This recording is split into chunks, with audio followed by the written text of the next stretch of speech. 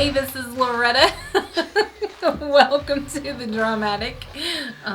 This is a little weird for you and for me. And I keep looking at Eric because he's standing right there. I was like, I've never done this by myself.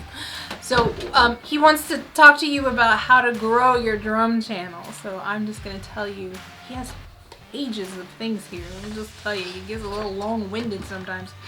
But anyway, be yourself is one of them. So be yourself. Don't be afraid to get on camera with no makeup and hardly brushed your hair when you're helping your husband. Thanks, Loretta. That's right. We want to talk to you just kind of about, even though our channel is still relatively small and is still growing, and we're relatively new, we feel like there's some things that we've stumbled upon that have worked for us, and we just wanted to share them with you. And like Loretta said, the first one of those is be yourself. Be authentic. It's okay to watch other people's channels and find things that you like about what they're doing and incorporate it into what you want to do. But find your own spin to put on it. Make it your own. Make it uniquely you. And don't try to be Cobus or Cooper Drummer or anybody else, because here's the thing. We already have those guys in the community. We need you. You are unique and you bring something uniquely special to the table that we want to see and hear in this community. So do that. And don't compare yourself to other people. Don't compare your channel growth or even the quality of your videos to other people. I mean, there's a certain amount of like, oh, I wonder how I can make my videos look better. We should always be seeking to do that. But don't compare yourself to other people. Like, somebody may have been doing it for 10 years and has a lot different, lot more gear than you have. So don't be afraid with small starts and small beginnings. All of that is absolutely fantastic. But as you watch other channels, remain teachable. Like, instead of comparing, just find things that you can learn from other people. And then just let everything happen organically for you. But remain humble, remain teachable as you watch other channels. I think I addressed this later, but I've always found that no matter where I am on my journey, there's always somebody doing it better. And there's always somebody coming up behind, and we can always, our humility allows us to be approachable, to teach other people, and then our humility also allows us to learn from people that are doing it better than we are. So there you go. Don't do it for the money. Yeah, don't do it for that. That's right, Loretta. Definitely don't do it for the money. If you are doing drum covers, you will never make any money doing it from drum covers. So just as a helpful tip, you've got to do it because you love to do it and because you want to do it, okay? Because you're dealing with other people's music and material most of the time, you will not be able to monetize your videos. So make sure you're doing it because you love it. If you are wanting to try to make some money with your videos, which is fine, again, you won't make them with the videos, but you can set up merchandising, there's Patreon, there's different ways to make money. Teach drum lessons, have content that is able to be monetized. And there you go. But at the end of the day, you gotta be doing it because you love it.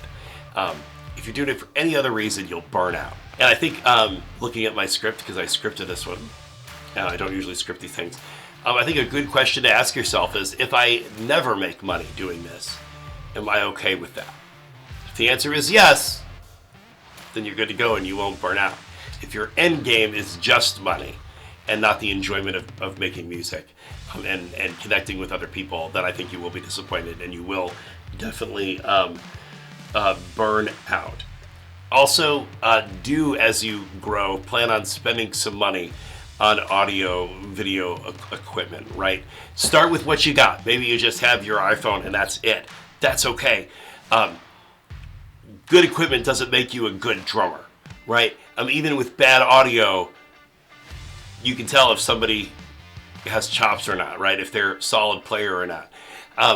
But as you go, do plan on spending some of your own money to upgrade. Always try to make it better, okay? So that's that point. Patience. Oh, was that for me, or what does that mean? Patience. I wonder what he means by patience. Yes, Loretta, not patience with you. So that point is not have patience with your spouse. Although spouses should have patience with one another. But in terms of growing your channel, right? Again, do it because you love it. But of course you want more people to see what you're doing. So understand this, at least this has been our experience. Most of the time, the people that you see with a lot of followers and a lot of views, thousands and thousands of views and followers, have been doing it for a while. Most people don't just post a video and it blows up.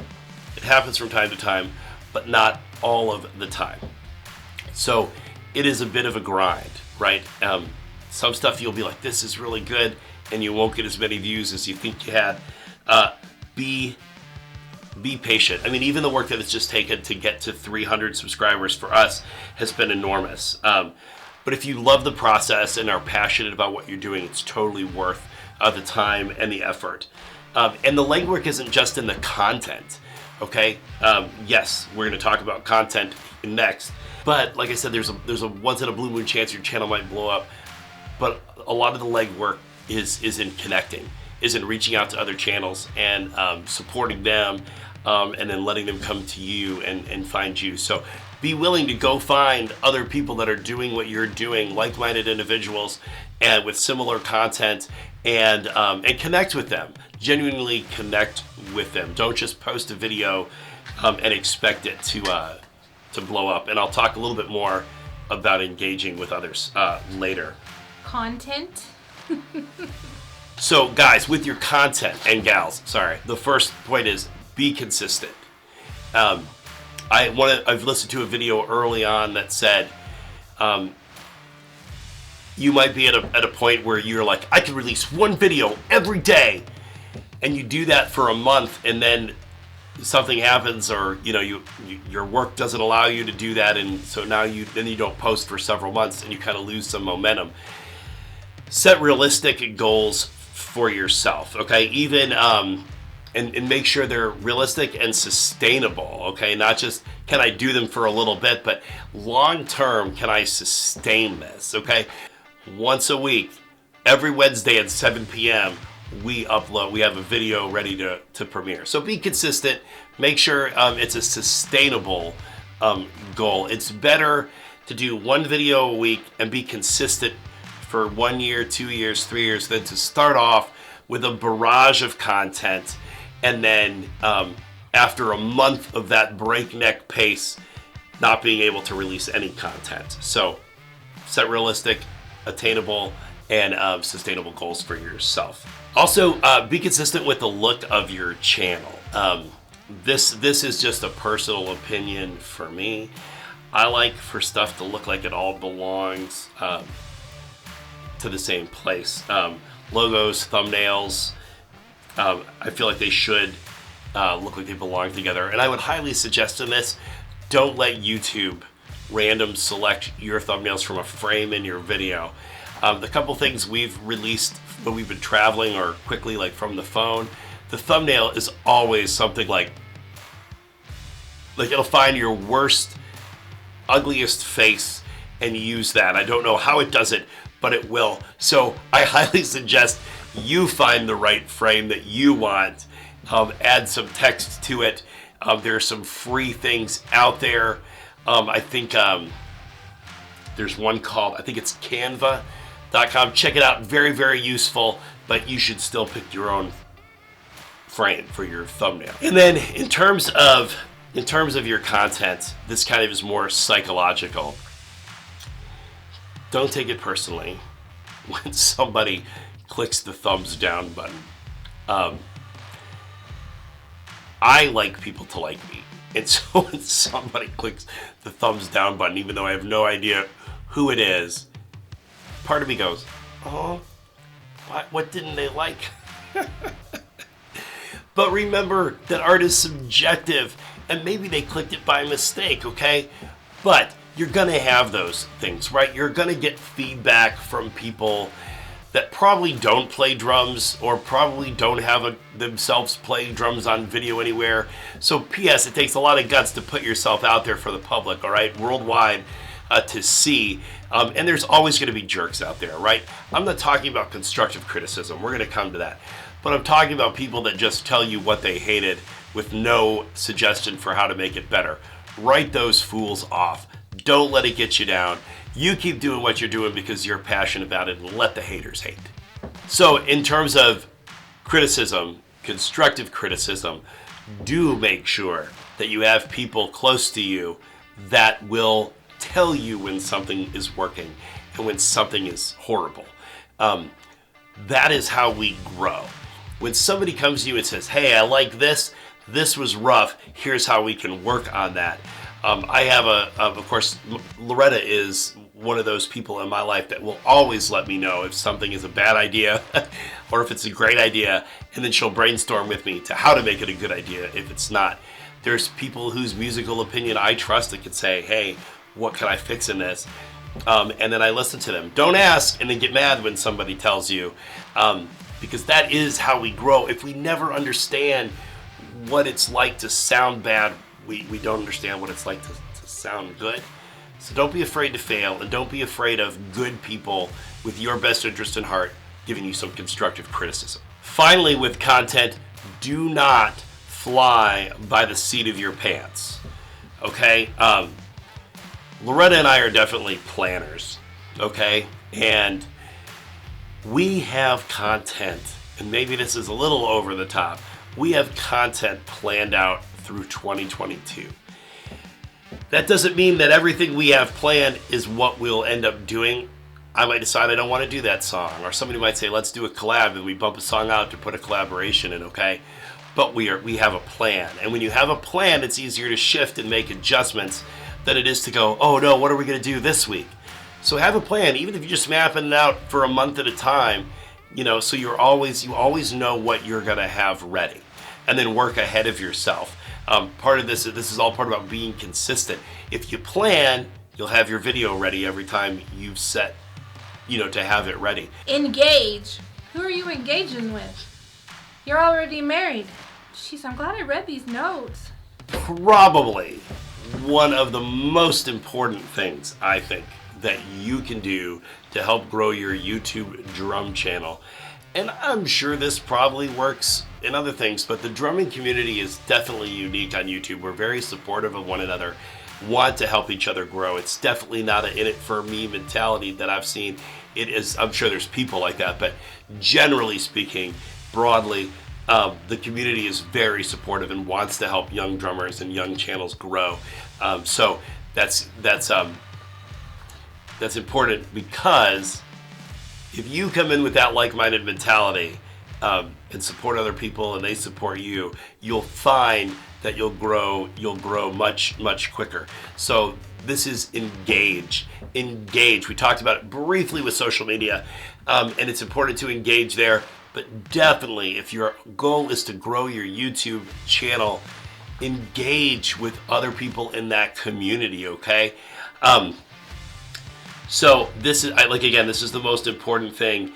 Let me see here. And that's why you're here, right? Like, to make drum videos, and because this is specifically about drum channels, though I do believe there's overlap, but I can't speak to other communities of different niches and things on YouTube, but I can speak to the drum community. But if you're just, I feel like this is common sense too, but if you are just posting videos, but not paying attention to anybody else's videos, I think that's stupid. Like, do unto others, right? The golden rule, as you would have them do unto you. Why should somebody support your channel if you're not willing to support their channel?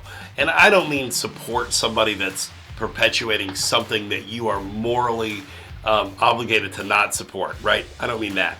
But if a drum channel subscribes to your channel, subscribe back, share the love, like, let it flow back and forth, right?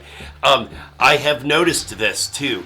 The channels that I have seen, including our own, grow from, a handful to 100, 200, 300, 400 subscribers are the ones that I see actively involved in YouTube.